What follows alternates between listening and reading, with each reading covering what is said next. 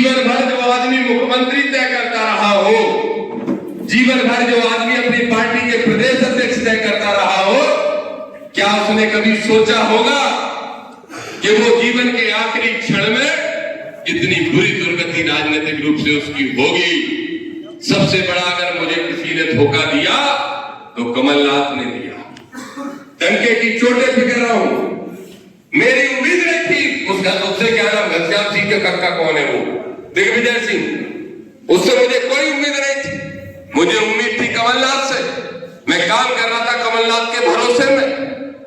और जरा जवाब दे दे कोई भी कांग्रेस का प्रदेश का नेता, यहां जिले वालों की तो औकात नहीं, इनकी क्या औकात है जवाब देंगे, लेकिन कोई प्रदेश का नेता जवाब दे दे और बता दे इस बात को कि दामोदर के अलावा कौन सा दूसरा चौहरा मध्य प्रदेश में है जिसने 80 विधानसभाओं में रात एक दिन करके मेहनत करके पार्टी को खड़ा करने का काम किया और तुमने दामोदर की टिकट काट दी। वाह, पहले बोले हमसे, अब सुन लो पत्रकार साथियों के सामने उजागर कर रहा हूं, सारी बातें चुनाव में बोला नहीं। पहले बोले कि हर हाल में आपको चोरी लेना है और मैं घनश्याम सिंह को बदल रहा हूं, घनश्याम सिंह चुनाव हार रहा है। और ये बात कहते रहे मुझसे लगातार 2 साल तक। और जब 2 साल निकल गए और जब चुनाव नजदीक आ गया तो मैंने कहा कि मैं सोना क्षेत्र में पदयात्रा निकालने जा रहा हूं। तो मुझसे बोले थोड़ा कंफ्यूजन है, तुम लड़ोगे कि घनश्याम? मैंने कहा घनश्याम को हरा दूंगा। डंके की चोट पे कहा, मैंने कहा मत करो, पुराने वादे निभाओ। मैं जो पिछड़ा वर्ग के लिए 126 टिकटों की मांग कर रहा था वो कमलनाथ को नहीं जम रही थी। क्यों? कमलनाथ क्या पिछड़ा वर्ग के? क्या दिग्विजय सिंह पिछड़ा वर्ग के? क्या शरद पचौरी पिछड़ा वर्ग के हैं? क्या अजय सिंह पिछड़ा वर्ग के हैं? आश्चर्य तो देखो, हमारी कांग्रेस बात करेगी पिछड़े और दलित वर्ग की, लेकिन कांग्रेस के दिग्विजय सिंह कमलनाथ जवाब दो इस बात का। अगर तुमने हिम्मत है, अगर असली कांग्रेसी हो तो जवाब दो, अगर असली इंदिरा गांधी के कार्यकर्ता हो तो जवाब दो। कौन है तुम्हारे टॉप 5 नेतृत्व में? ये देखो 5 उंगलियां, ये बीच की उंगली सबसे बड़ी, ये इसका नाम है कमलनाथ, जो पिछड़ा वर्ग का नहीं, दलित वर्ग का नहीं। ये दूसरी उंगली जिसका नाम है दिग्विजय सिंह, जो पिछड़ा वर्ग का नहीं है, दलित वर्ग का नहीं है। ये तीसरी उंगली जिसका नाम है सुरेश पचौरी, जो पिछड़ा वर्ग का नहीं है, दलित वर्ग का नहीं है। ये चौथी उंगली जिसका नाम है अजय सिंह, जो पिछड़ा वर्ग का नहीं है, दलित वर्ग का नहीं है। और ये आधी उंगली जिसका नाम है अरुण यादव। मतलब पिछड़ा वर्ग की हैसियत क्या? 4.5 लोग 5 में से न पिछड़ा वर्ग के हैं न दलित वर्ग के। ये आधी उंगली अरुण यादव, जो आधा टिकट भी नहीं दिला सकता किसी को, आधा, एक टिकट तो छोड़ो विधानसभा का। और ये कहते हैं कि हम दलित और पिछड़ों की बात करेंगे। अरे तुम क्या दलित पिछड़ों की बात करोगे? तुम तो गुलामी कराना चाहते हो और तुम सोच रहे हो कि हमारे लोग गुलामी करते रहेंगे।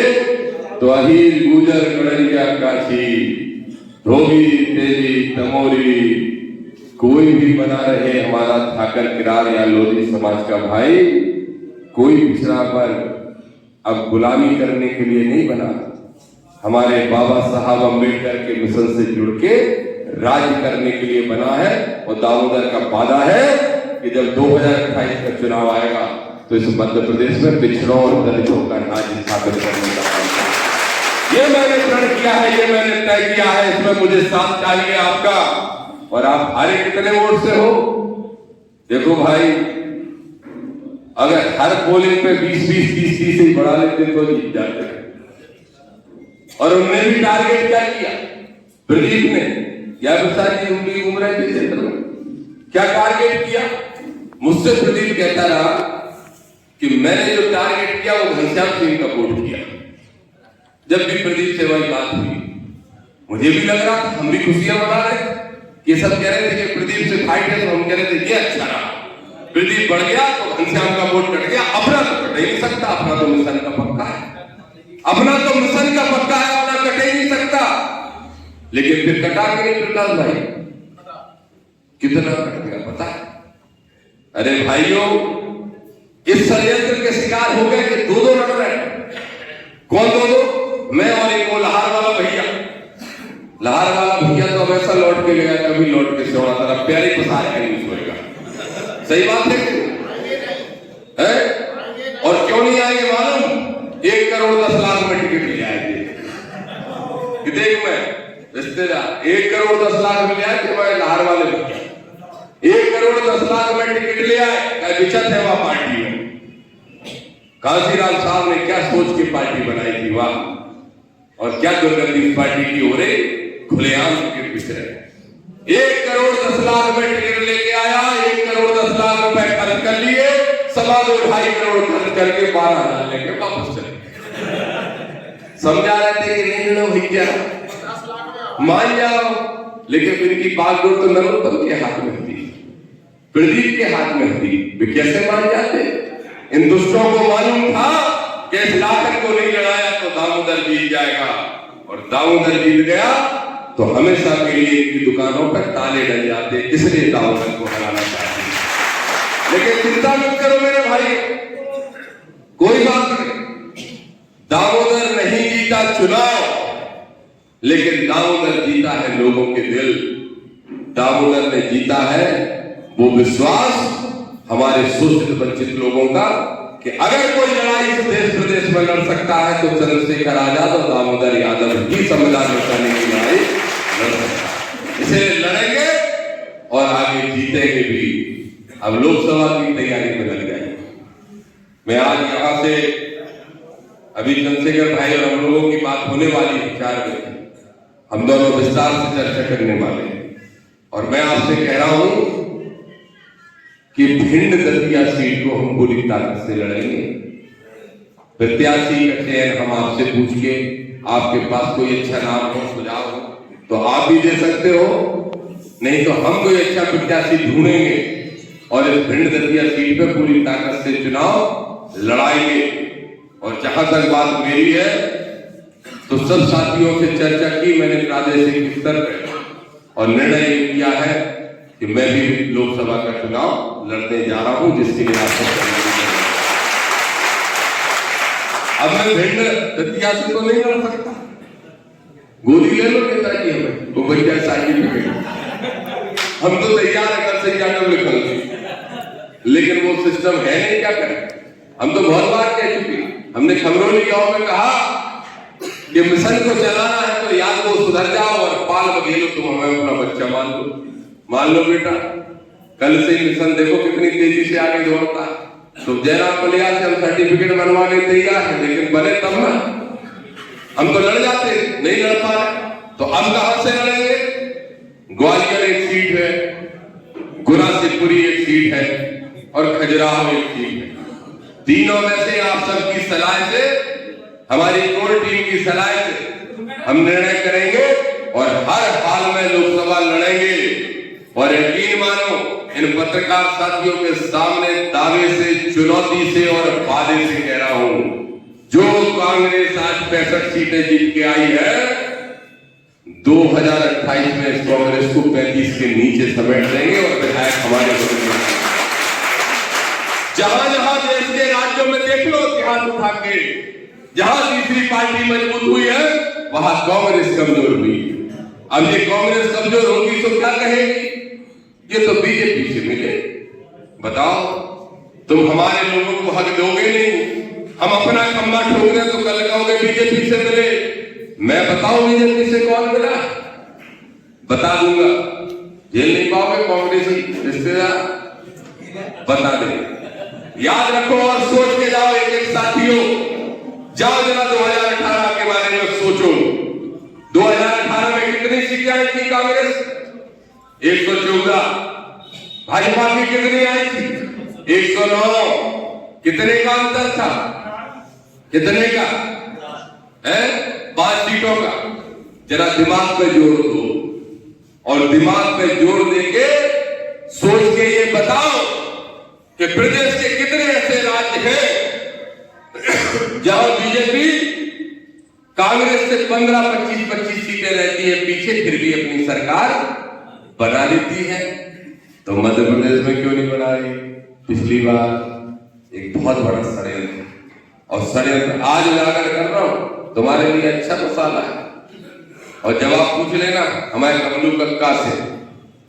सच्चाई यह है कि 2018 की सरकार कांग्रेस की नहीं, अडानी की सरकार थी। आज कह रहा हूं चुनौती के साथ, 2018 में जब 5 सीटें कम पड़ गई तो शिवराज सिंह चौहान ने प्रधानमंत्री और गृह मंत्री को फोन लगाया, अमित शाह और मोदी को, और कहा कि हमें इजाजत दो, सरकार हम बना लेंगे। लेकिन उन्हें पिछड़ा वर्ग का मुख्यमंत्री अच्छा नहीं लग रहा था, बहुत दिन से बना हुआ था, और अपनी दम पे याद कर लो आप लोग, रामकिशोर भाई साहब, कौन प्रचार कर रहा था पिछली बार? सिर्फ शिवराज सिंह चौहान। पूरा चुनाव किसके चेहरे पे हुआ था? भाजपा की तरफ से शिवराज सिंह चौहान के चेहरे पे। तो इन दोनों दिल्ली वालों को लगा कि अगर शिवराज सिंह चौहान ने अपनी सरकार बना ली तो ये तो कल प्रधानमंत्री का दावेदार बन जाएगा। और कमलनाथ और अडानी की दोस्ती है, कमलनाथ और अडानी की दोस्ती है, और अडानी मोदी का दोस्त है। तो इसलिए ये दोस्ती से दोस्ती संबंध जुड़े और सरकार बनी कांग्रेस की। मेरे भाइयों, जो कांसीराम साहब कहते थे वो यथार्थ सत्य है। और आज मैं आपको एक उदाहरण देकर समझा देता हूं, क्या है भाजपा और क्या है कांग्रेस। मैंने नजदीक से देखा, दोनों दलों में रह के देखा। मैं बता रहा हूं, कांसीराम साहब कहते थे कि हरी घास में काला सांप। कांसीराम साहब कहते थे कि अगर हरी घास में आप खड़े हो और काला सांप आपको काटने के लिए आएगा तो ये संभावना है कि आपकी नजर उस पर पड़ जाएगी और आप उससे बच जाओगे। और उस काले सांप का नाम है भारतीय जनता पार्टी, ये कांसीराम साहब कहते थे। लेकिन इसके साथ साथ अगली लाइन और भी बोलते थे, वो कहते थे कि हरी घास में हरा सांप, अगर नजर भी पड़े तो भी नहीं पहचान पाओगे घास है कि सांप है, और आके चुपचाप काट ले, उसका नाम कांग्रेस पार्टी है। मेरे पिछड़े वर्ग के लोगों, मेरे सामान्य वर्ग के वो साथी जो मानवतावादी सोच के हैं, जो गरीबों को समर्थन करने वाले हैं, वो भी सुनो, और किसान भाइयों सुनो, दलित भाइयों सुनो, कि कांग्रेस और बीजेपी दोनों को खत्म करना होगा।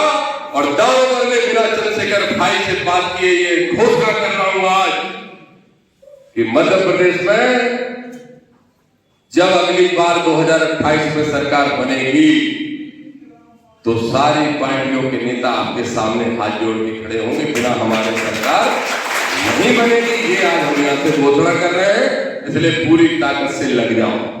किसी से विरोध का भाव मत रखना अपने क्षेत्र में, नहीं तो जाके कहो 800 जोड़े थे 400 इकाई निकले, फिर लड़ाई चालू कर दो आपस में।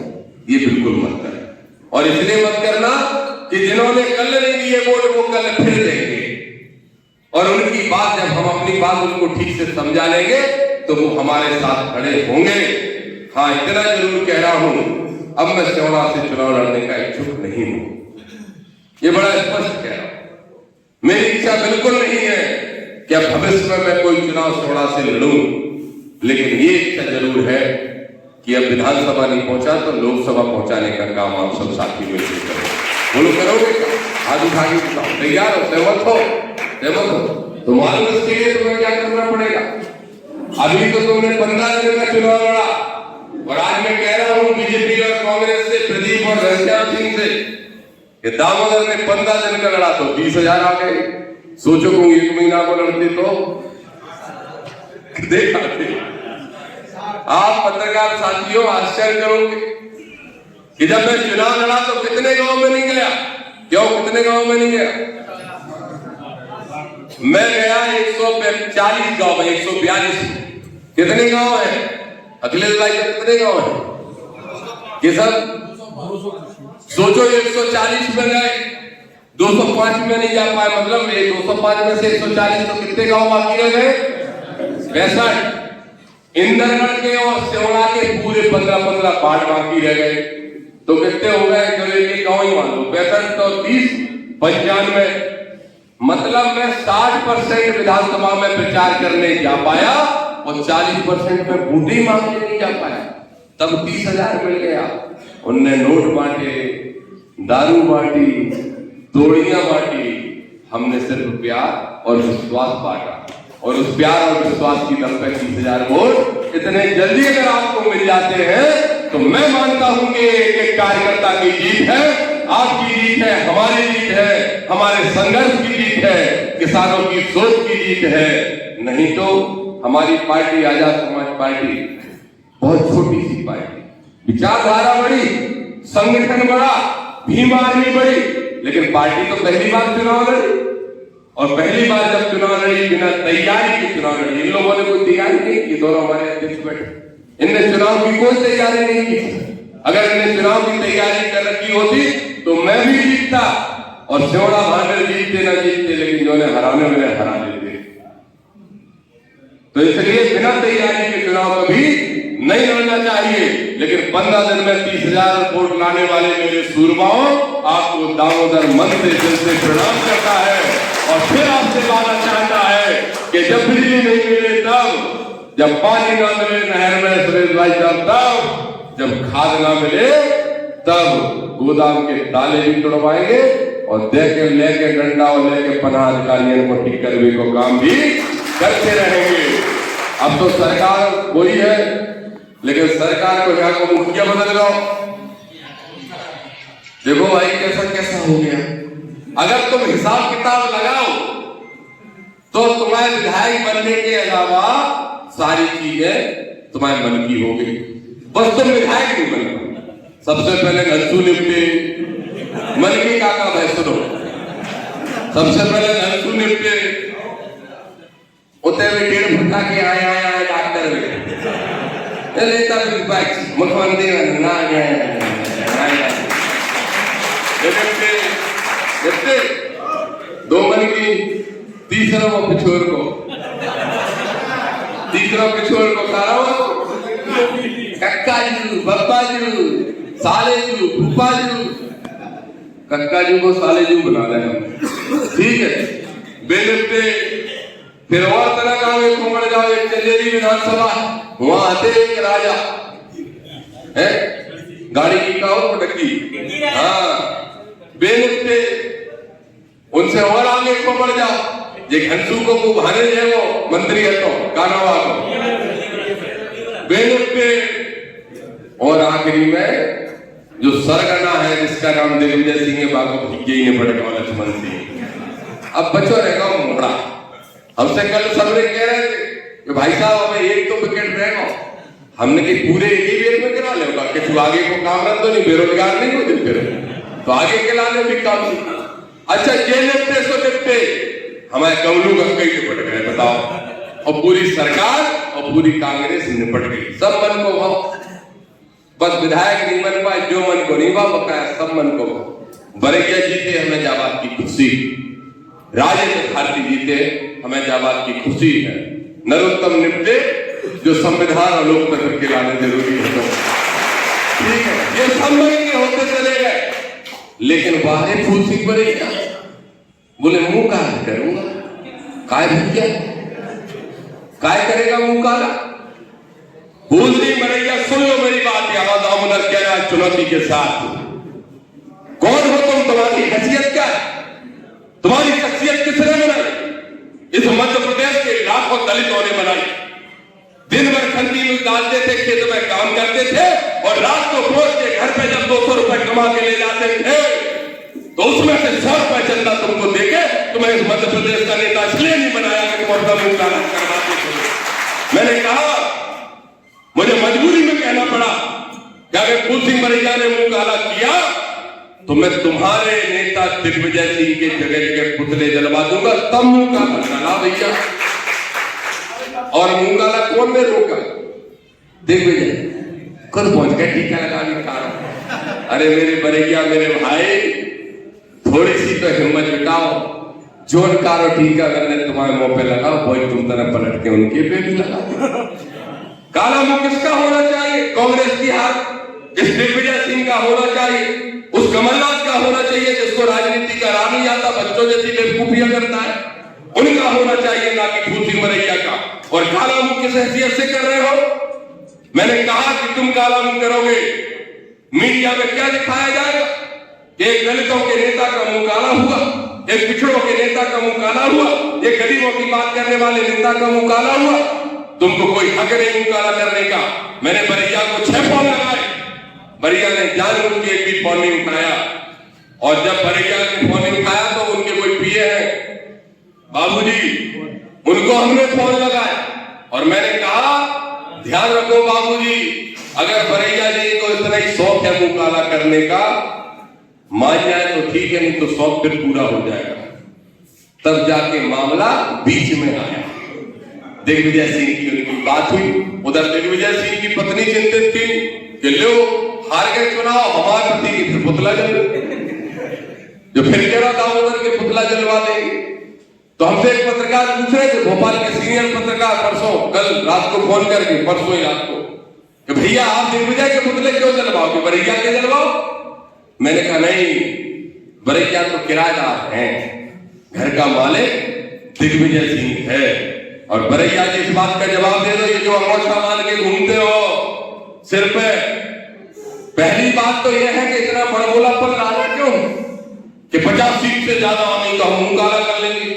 नरोत्तम मिश्रा के बताइए, आप पे बोलना क्यों बोलना भाई, किसी के माँ बाप पे क्यों बोलना, ये गलत बात है। और दूसरी बात यह है, इसका जवाब दे दो, जो सिर से बांध के घूम रहे हो वो अच्छा सफेद कलर का, काय के लिए बांधा पता है आपको, काय के लिए?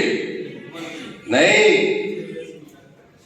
दिग्विजय सिंह के लिए। बलिया जी आपको मालूम होगा क्या कहा था बरैया जी ने कि सुन दिग्विजय सिंह, तूने कांसीराम साहब का अपमान किया है, ये फूल सिंह बरैया कफन बांधता है, जब तक तुझे जमीन में नहीं मिला देगा तब तक हर चैन से नहीं बैठेगा। वाह बरैया, अब ऐसी दोस्ती हो गई कि काला टीका लगा है, तुम्हारा से लगवा है। तुम्हें मालूम है जो सामंत शाही ने तुम्हारे चेहरे पे काला टीका लगा के हम सबके चेहरे पे काला टीका लगाया, इसलिए आज दामोदर कह रहा है कि बरैया के मुंह पे काला टीका लगाया दिग्विजय, तुझसे बोल रहा हूं सुन ले। अब दामोदर कह रहा है बिना कफन बांधे तुम्हारी राजनीति में तुमको कफन उड़ाने का काम इसी 5 साल के अंदर दामोदर यादव और दामोदर के लोग करेंगे। ये दामोदर चुनौती से कह रहा है। क्या हो रहा है? हमारे लोग बात करेंगे अंबेडकर की, कांसीराम की, महात्मा फुले की, और जाके उन्हीं की गुलामी करेंगे टिकटों के लिए। मैं नहीं कर सकता था, मैं भी जा सकता था दिग्विजय सिंह के, वो तो बाहर लेने आता, छोड़ने आता और एक नहीं 4 टिकट मेरे कहने से कराता, लेकिन नहीं गया। इसलिए नहीं गया क्योंकि आरक्षण के विरोधी लोग हैं, संविधान के विरोधी लोग हैं, कांसीराम साहब के विरोधी लोग हैं। इसलिए मैं आज आपसे अंत में ये बात कहूंगा मेरे साथियों, कमर कस लो, मिशन को आगे बढ़ाने के लिए और आने वाले चुनाव में जीत दर्ज करने के लिए कमर कस लो, तैयार हो जाओ। हमारे सामने बड़ी चुनौती है, हमारे सामने बड़ी चुनौती है। अब लोग कहेंगे विधायक बने नहीं सांसद बनेंगे, काय नहीं बनेंगे। राम सेवक बाबूजी को बेईमानी से हरा देते नरोत्तम ने नगरा में, हरा देते और फिर बन गए सांसद। और तो और ऐसे भी एग्जाम्पल है कि विधायक बने नहीं मुख्यमंत्री बनेंगे, और बनेंगे। रोक लीजिए, कैसे रोक पाओ? ऐसा है, एक समीकरण बना के एक सीट को नुकसान कर सकते हो। इसलिए अब दामोदर 28 के चुनाव में एक सीट नहीं 55 सीटें पूरी ताकत से लड़ेगा और 55 सीटें लड़ेंगे। अरे 2 हरा दोगे, 4 हरा दोगे, 5 हरा दोगे, 10 हरा दोगे, कितने भी हरा दो, दामोदर वही कह रहा है जो कांसीराम साहब कहते थे, हे मध्य प्रदेश के लोगों, तुम हमें 30 विधायक दे दो, तुम्हें हम मुख्यमंत्री दे दो। रेलगाड़ी में अपन बैठ में वही भोपाल जाएगी, एक रेलगाड़ी भोपाल जाएगी दतिया से और एक रेलगाड़ी दिल्ली जाएगी, जिसमें चंद्रशेखर आजाद ड्राइवर होंगे। ठीक है कि नहीं? तो आप सब साथी हम सब मिलकर पूरी ताकत के साथ ऐसे ही काम करते रहे। आप सबकी मेहनत के लिए, हिम्मत के लिए, जज्बे के लिए, बिना लालच के काम करने के लिए, बिना थके बिना रुके काम करने के लिए आप सबको बहुत बहुत धन्यवाद। पूरी ताकत से लड़ाई, पूरी ताकत से मिशन चलाने का काम आप और हम सब मिलकर करते रहेंगे। जय भीम, जय भारत, जय संविधान, जय किसान, जय जवान। खाना है? नहीं है, खाना की बात है नहीं, पैकेट के वो हम भी खा के नहीं आए। बहुत बहुत धन्यवाद। 2 मिनट का समय और आप लोगों का लेंगे। हमारे में एक मीडिया है, बिटिया जो बोलने वाली बिटिया बहुत कम होती है। डिम्पल मोदी जी आए, बिटिया डिम्पल मोदी जी आए और अपनी बात रखे आदरणीय बिटिया डिम्पल मोदी जी।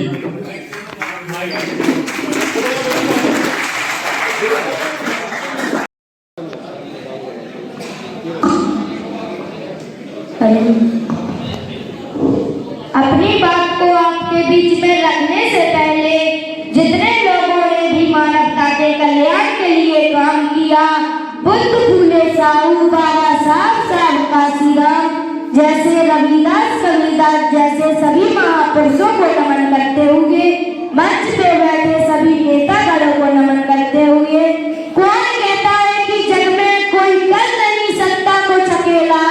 अरे कौन कहता है कि जग में कोई कर नहीं सकता कुछ अकेला? आसमान में लाखों तारे होते हैं लेकिन रोशनी करता है चंद्रमा अकेला। इस जंगल में लाखों जानवर होते हैं लेकिन उनके ऊपर दहाड़ मारता है शेर अकेला। हे मेरे समाज के लोगों, मूसली में हजारों दाने होते हैं लेकिन उनके ऊपर दहाड़ मारता है मूसर अकेला। हे मेरे समाज के लोगों, इस देश में मानवता के कल्याण के लिए बहुत से लोग काम कर रहे हैं लेकिन उनके ऊपर दहाड़ मारता है चंद्रशेखर रावण अकेला। अब मैं आपको बताना चाहती हूँ ताकत है कहाँ। ताकत खेत में नहीं है, ताकत कोई बिजनेस में नहीं है, ताकत कोई देवी देवताओं में नहीं है, ताकत कोई मंदिरों में नहीं है। अगर ताकत मंदिरों में होती तो गोरखनाथ का मंदिर छोड़कर योगी आदित्यनाथ मुख्यमंत्री नहीं करता। यह भी